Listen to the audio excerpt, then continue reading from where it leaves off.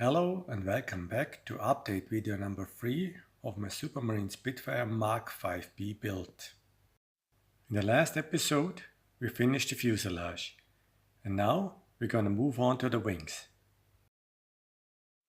Back at the bench, the first thing we have to do is to prepare the wheel wells and the casings for the struts of the undercarriage, because both of them will be integrated into the wing spar. These were assembled in the next step, but as the recesses have a larger diameter than the openings in the spars, they should be placed inside the spars before their final gluing.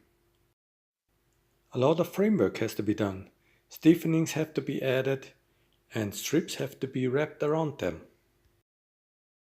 The next step is the assembling of the wingtips. Again, the tabs were used as spreaders, gluing will be on the 3mm edge. Okay guys, after having prepared the framework and the wingtips, we mounted the plating of the underside of the wing and added a spreader tab on the trailing edge.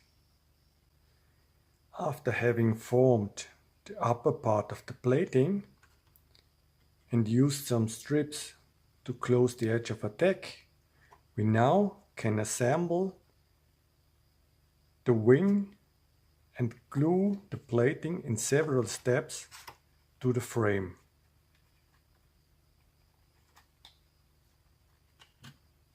Followed by the wingtip.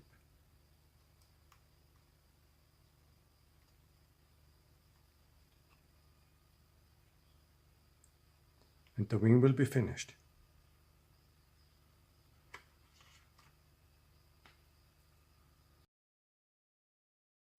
Time to have a closer look at the finished wings now.